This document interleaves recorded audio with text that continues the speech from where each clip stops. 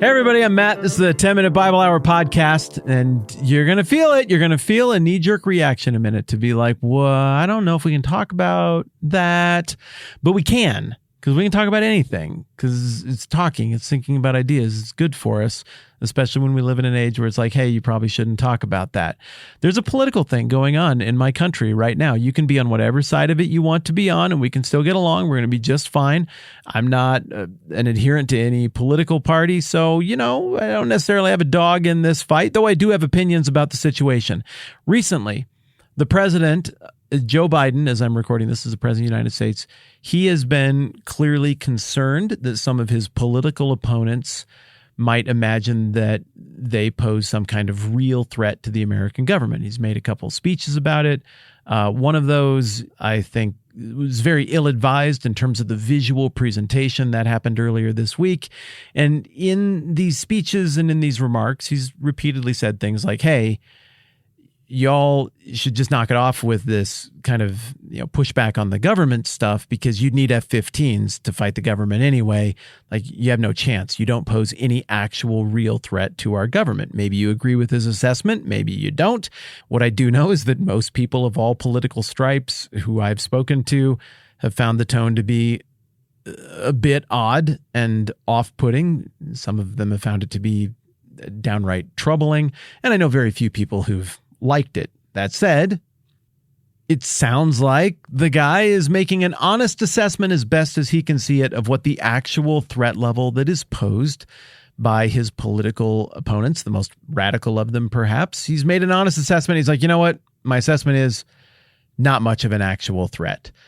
Likewise, I think Pilate is running the same kind of calculation that any emperor, any president, any leader on whose head heavy rests the crown has to make when they look at their potential opposition. Is this a real threat who deserves to be taken seriously, deserves to have resources thrown at them, deserves even the swinging of the sword or violence to stop it?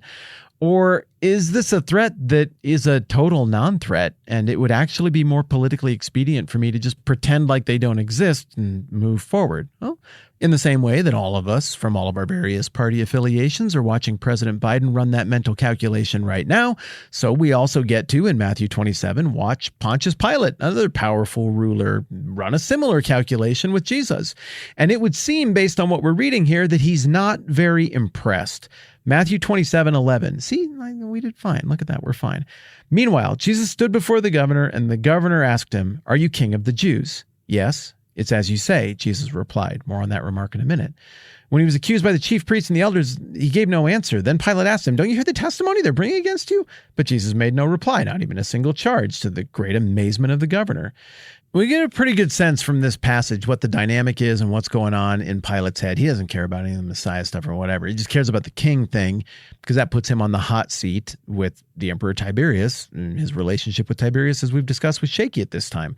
So he's like, am I dealing with an actual revolutionary threat here or no? It would seem by Pilate's actions that he's like, no, I'm definitely not dealing with a revolutionary threat. John gives us a very expanded version of this entire conversation. Matthew is obviously trying to put the emphasis on the reality that Jesus didn't fire back and forth with the chief priests in keeping with the prophecy we talked about back in Matthew 26. And clearly, for the sake of efficiency and to avoid confusion, he kind of hustles through the trial with Pilate a little bit and doubles down on the Jesus didn't answer the chief priests. He didn't play ball. He didn't get in the mud with them by telling us that the chief priests were right there and they were accusing him with Pilate present. But like I said, John in chapters 18 and 19 really pinch zooms on this situation, and we get a lot of exchange. It looks like it's just happening between Pilate and Jesus himself. And it looks like Pilate is going back and forth to the Jewish leadership and then coming and like parlaying with Jesus in a way that seems pretty collegial. And when all the demands are made and it looks like the fate is sealed, Pilate still comes back again in John 19, 10. And he's like, "Hey, do you refuse to speak to me?" Pilate said, "Don't you realize I have the power either to free you or crucify you?" And then Jesus answers him, "You'd have no power over me if it weren't given to you from above. Therefore, the one who handed me over to you is guilty of a greater sin." And the details we get in John continue to give the impression of a Pilate who's dragging his heels and clearly thinking to himself, the risk of trouble if I kill this guy is greater because of how unjust and stupid this execution will be than the risk of letting him go. There's just no chance that this guy is going to attack the government. He doesn't have that kind of following. He isn't the prototypical revolutionary with weapons and followers and financial backers. The way he approached Jerusalem, he was on a donkey. Come on. He's not on a war horse. There's just nothing about him that screams threat to Rome in any way whatsoever. And so I think Pilate is making the presidential assessment and saying he simply does not have what he needs to depose Roman rule here, to threaten the temple, to threaten my legions, to threaten my authority. And if that's the charge that's brought against him, to kill him, I'm not sure that's enough. He doesn't sound like a revolutionary. He doesn't look like a revolutionary. He doesn't have the resources of a revolutionary. Pilate doesn't seem to think Jesus is a threat. But was he? Well, Edward Gibbon, the famous historian who wrote The Decline and Fall of the Roman Empire, he certainly thought that the teachings of Christ and the remnants of his kingdom after his death are what softened up Rome and wrecked the whole thing. So in retrospect, there would be some who would say Jesus' claim to kingship was misassessed by Pontius Pilate, and he was indeed a tremendous threat, the greatest threat. Rome would still be governing if it weren't for the way Christianity and Jesus' supposed values of the kingdom corrupted it and softened the most powerful empire ever. But what is Jesus referencing when he says, yes, it is as you say, yes, I am the king of the Jews? Well, okay, I got this Bible here, and Samuel, Kings.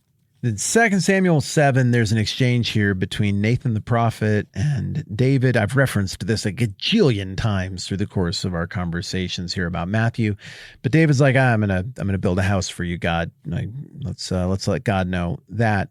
And Nathan's like, no, let's tell David this instead. We're going to get to the temple and the dwelling place and all of that. But what I'm going to do instead, David, is I'm going to make you a promise. And the promise, it's God is very articulate. He does a lovely job through Nathan. The promise to David picks up partway through here in about verse 11. And it's interesting the way it's framed because it's the promise of what will happen with his offspring, Solomon. But then there's also implicit the promise of this eternal kingdom that'll come after it. So there's some language in here that's directed about how God will deal with Solomon, but then there's some language in here that gets picked up big time by Isaiah the prophet and others about this eternal throne that points to Jesus. So here's the language. Remember, we're talking about Solomon and this lasting promise. The Lord declares to you that the Lord himself will establish a house for you, David. When your days are over and you rest with your fathers, I will raise up your offspring to succeed you, who will come from your own body, and I will establish his kingdoms. Now we're talking about Solomon. He's the one who will build a house for my name. Now we're talking about Solomon's temple. And I will establish the throne of his kingdom forever. Whoever sits on that throne is going to be the Messiah. That's Jesus. Back to Solomon. I will be his father, and he will be my son. When he does wrong, I will punish him with the rod of men, with floggings inflicted by men.